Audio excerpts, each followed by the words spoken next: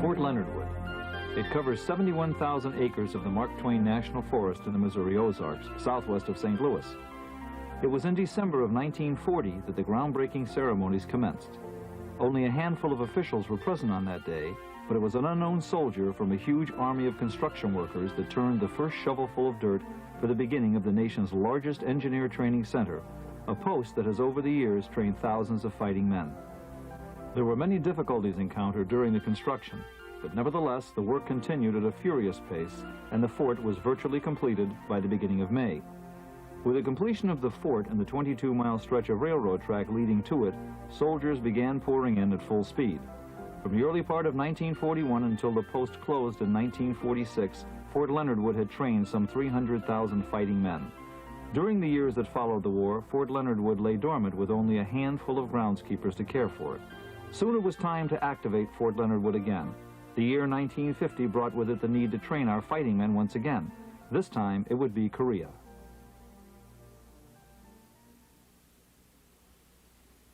The fort was named in honor of Major General Leonard Wood.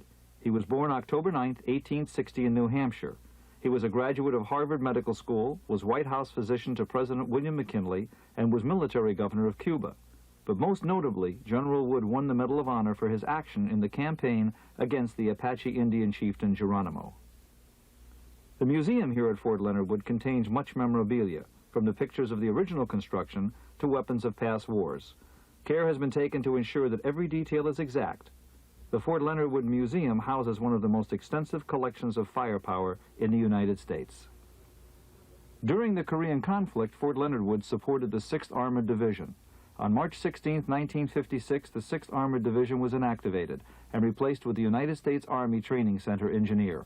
The Secretary of the Army signed the order March 21, 1956, making Fort Leonard Wood a permanent installation. I am a drill sergeant. I will assist each individual in their efforts to become a highly motivated, well-disciplined, physically and mentally fit soldier capable of defeating any enemy on today's battlefield. I will instill pride in all I train, pride in self, in the Army, and in country. I will insist that each soldier meets and maintains the Army standards of military bearing and courtesy consistent with the highest traditions of the U.S. Army. I will lead by example, never requiring a soldier to attempt any task I would not do myself. But first, last, and always, I am an American soldier, sworn to defend the Constitution of the United States against all enemies, both foreign and domestic. I am a drill sergeant. It is to these drill sergeants that we dedicate this film.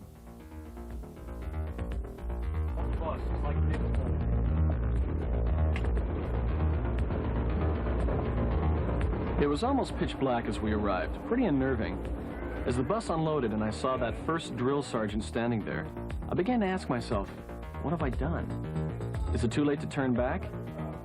Before I could muster another thought, we were inside and learning the position of attention. As we stood at attention, while they played the Star-Spangled Banner, a strange feeling came over me, pride. I was also struck with a sense of belonging. I had a feeling it was going to be tough, then again I knew that. But I also knew it would be worth it. I was going to be part of the greatest team around. We were welcomed by the post commander in a videotape presentation. The commander of the videotape told us about the long and proud traditions of the United States Army, and that it is something we should be proud of and that we should uphold the standards of those that came here before us. We were warned about contraband, such as knives, guns, drugs, and nuclear warheads. They said this would be our last chance to divest ourselves of anything. If we were caught with anything to be considered contraband after tonight, we would face serious consequences. They didn't have to tell me twice.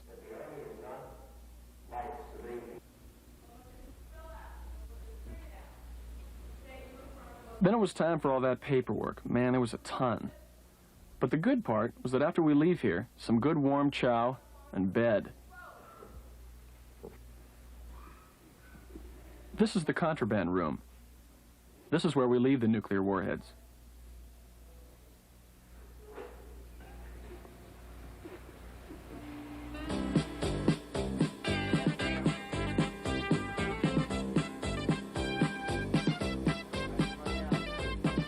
The close crop has always been a favorite of mine. What really impressed me was how long it takes.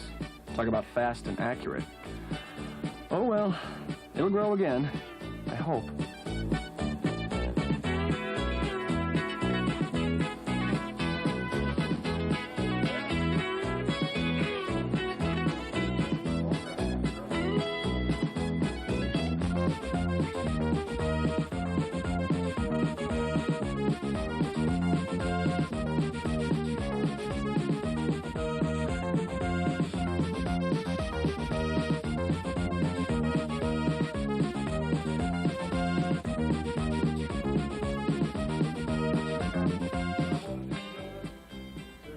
This is immunization. It looks worse than it really is, and it has to be done. The Army wants you to be protected from everything. Some of us were a bit more apprehensive than others at this part. Blood tests. This is the part that separates the men from the boys. Some people just can't stand to see themselves separated from their own blood.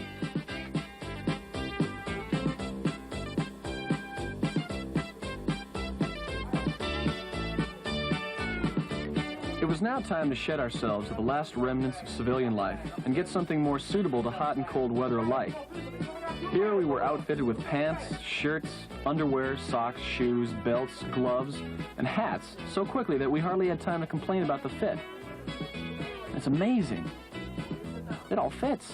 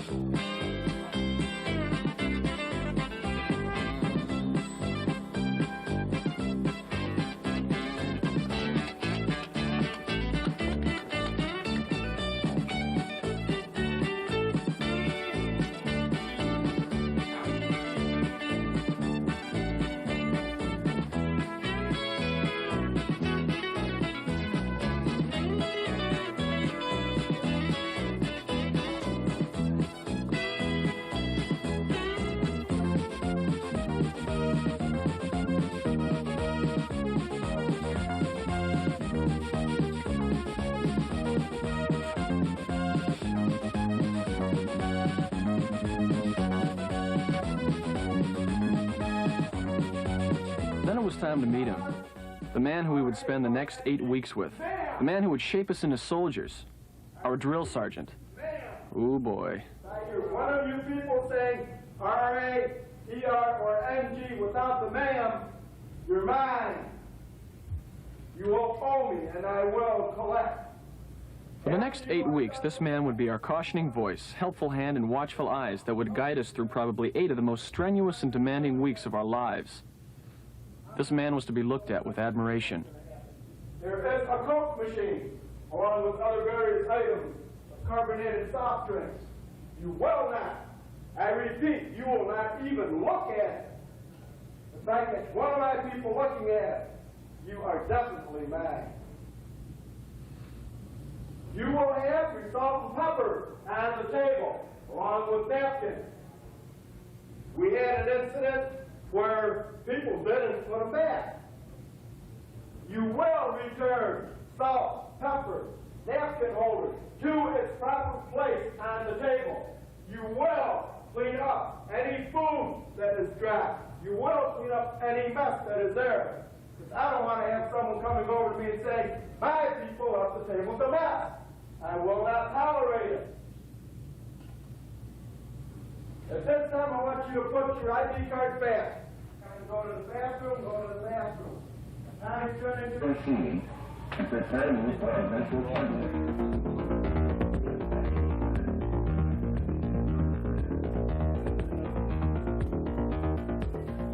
Here we are issued ponchos, ammo belts, steel pots, rubber boots, and many other items which might be best suited for hard work and soldiering.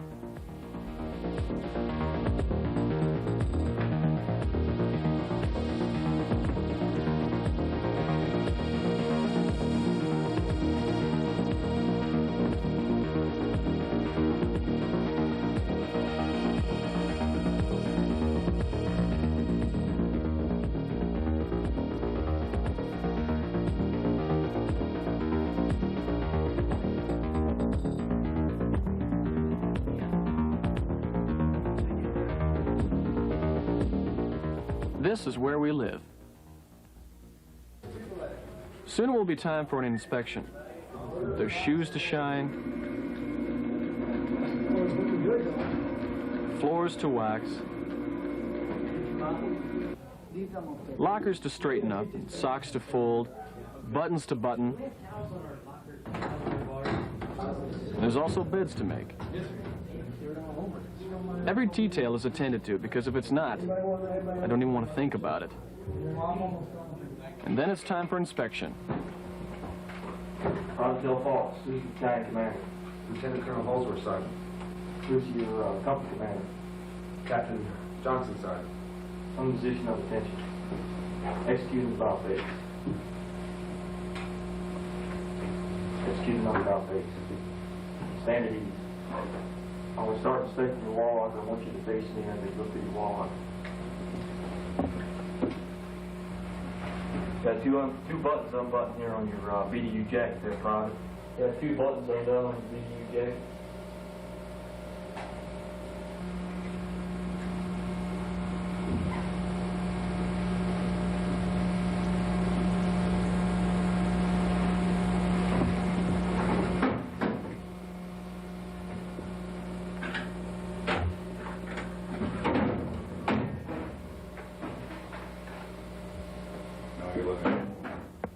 Keep a cup of green socks. You need to put a couple on the top of these socks here. Yes, sir. You need to straighten out your undergarments here a little bit, get them a little bit tighter than that. Otherwise, you got a pretty good wall locker there, Private Del Falls. Thanks, sir. Where are you from? Redmond City, California, Sergeant. Carry on.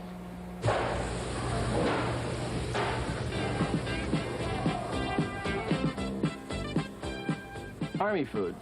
Good and good for you. Specially prepared by dietitians that know what you want and need.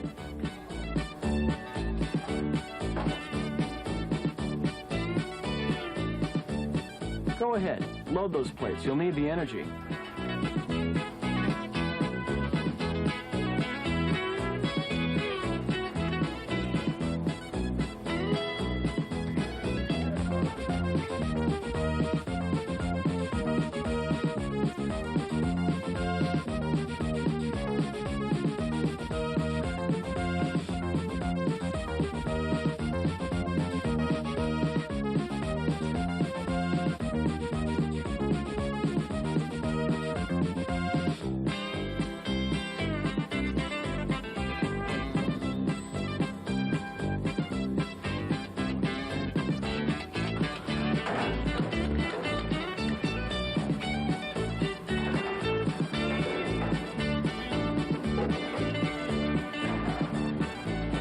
Everybody gets a chance to do KP.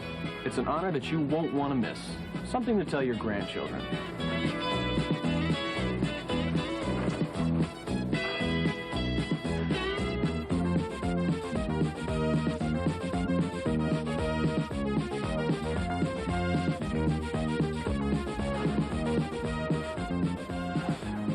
While we were still eating lunch, busy hands are back in the kitchen preparing dinner. Can you imagine how much time it takes to feed a couple hundred hungry soldiers?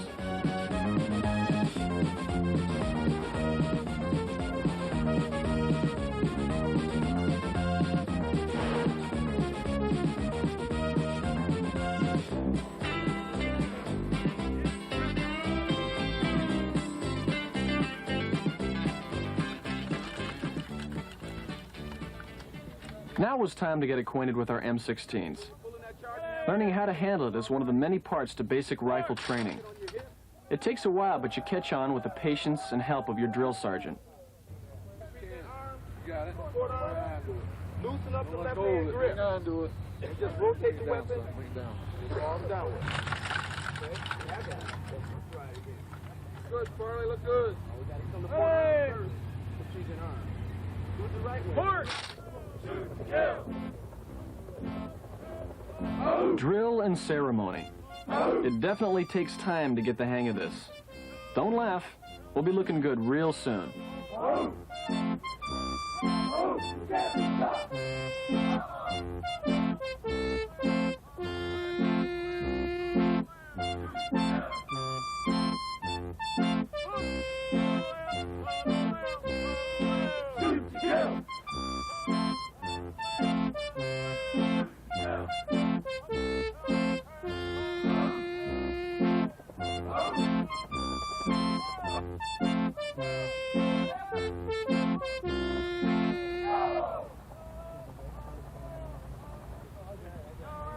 Right, so being in step is important. We know.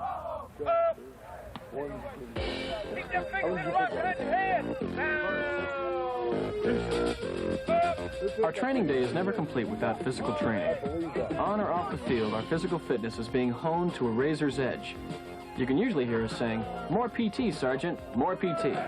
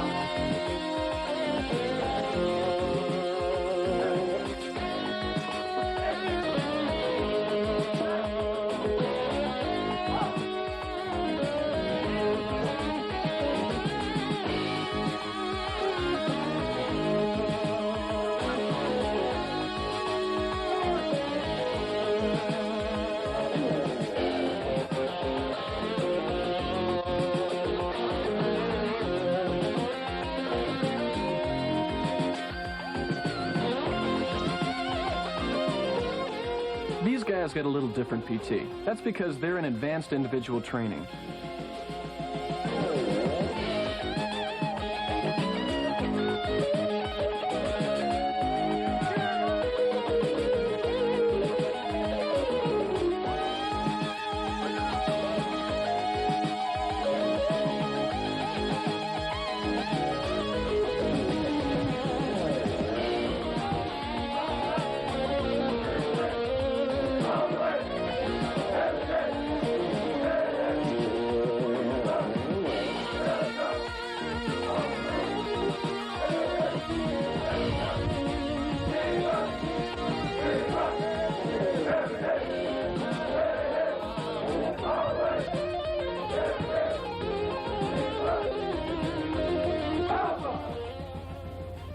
They call it cryptically the gas chamber. That's where we're headed.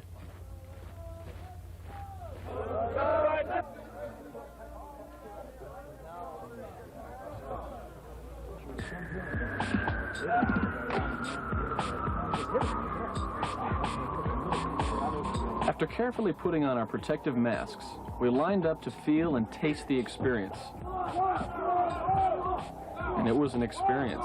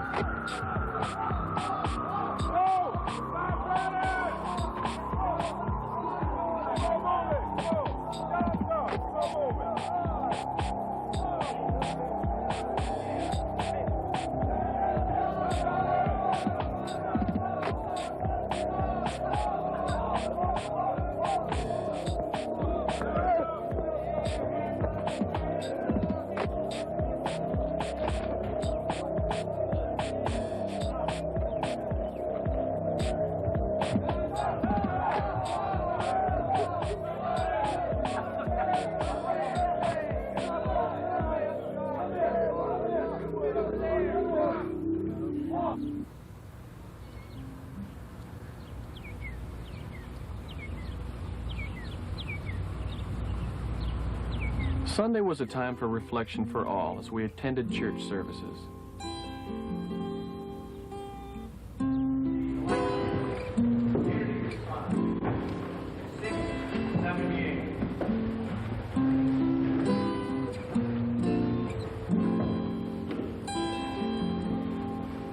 Bless the Lord, my soul. Every fiber is holy name. Bless the Lord, my soul.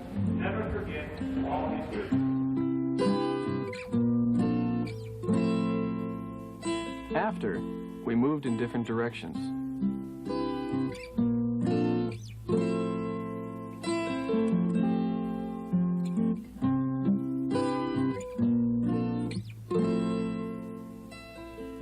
For some, it was the telephone.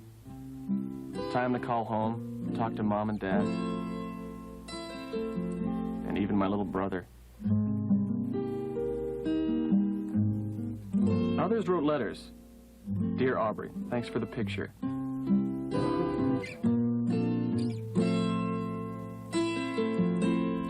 Later on, for those of us that had a pass, that was a privilege you had to earn.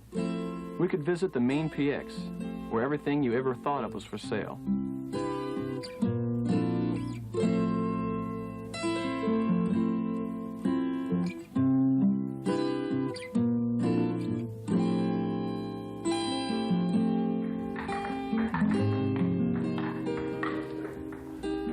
Then Walker Recreation Center, where a guy could shoot a game of pool, play some ping pong,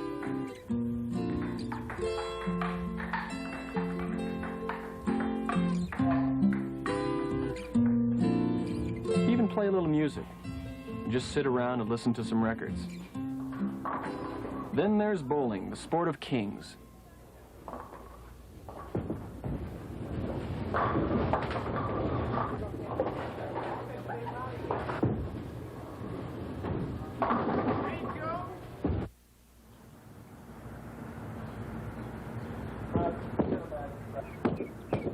Back to work, the Zero Rifle Range.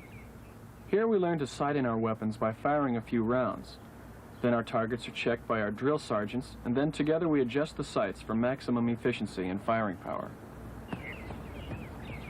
Also noticed during the demonstration phase that he did miss a multiple type target on the first round. At any range before we take our weapons in hand, we are given a complete briefing on safety and what we are expected to accomplish while we are there. Scoring phase. Back inside magazines. Sometimes they're dirty, bent, or whatever. We took turns. First one fires, and then the other is the coach. Then we reverse positions.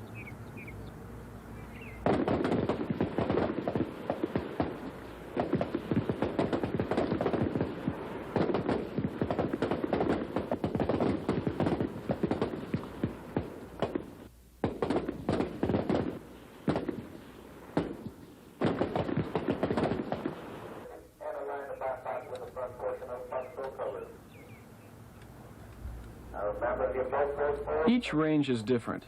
Today, here we would fire our M16s on automatic. Then after that is completed, we will place on our protective masks and fire semi-automatic.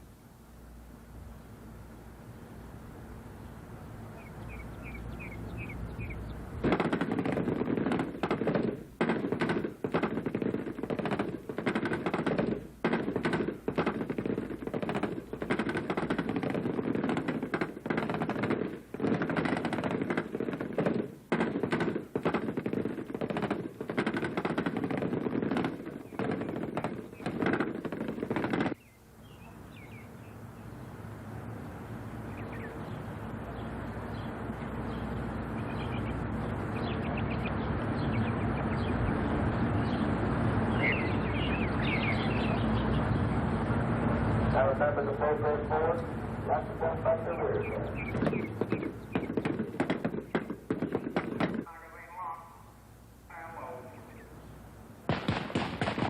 This is range 1. Here every shot counts more than ever. At this range we qualify.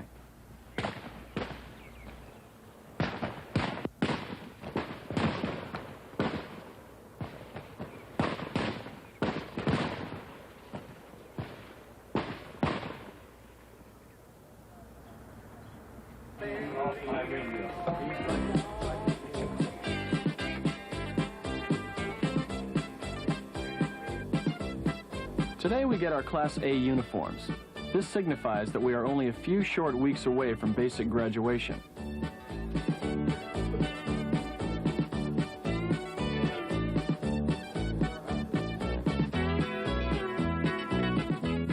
We are carefully fitted here. These are the ones we wear home, proudly.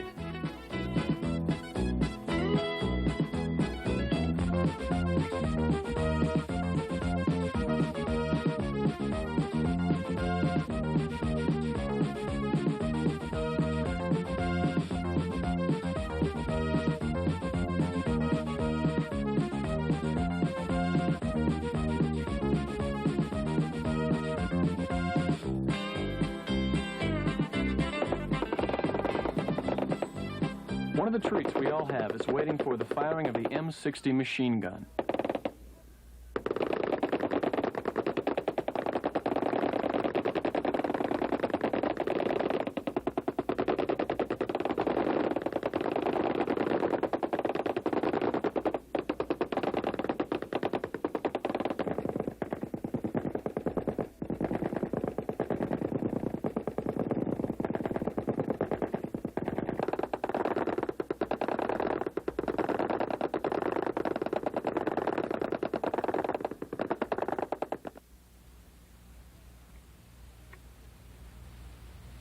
This is the grenade launcher, and here it's being demonstrated for us.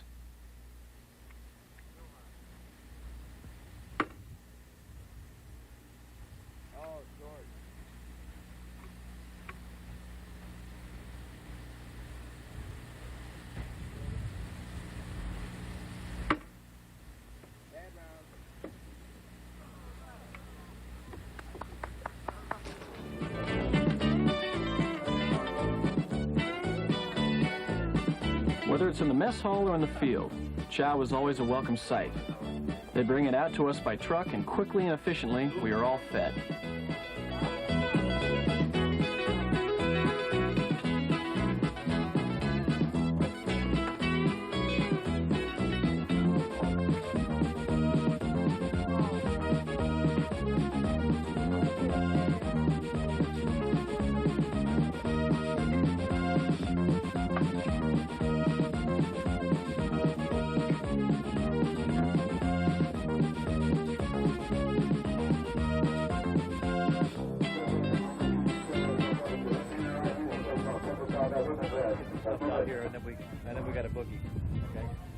Firing the law rocket is another thrill. This powerful weapon, when using real live ammunition, is fired once and then discarded. These are practice rounds.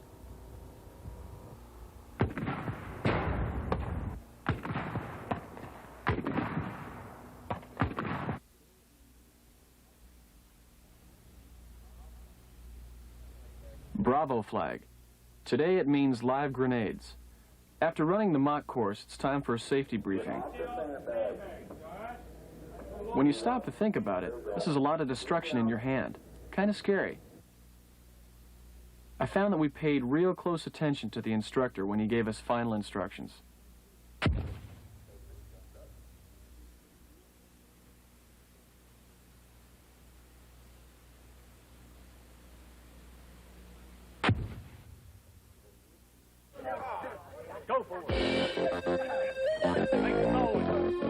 Running the confidence course does for you exactly what it says.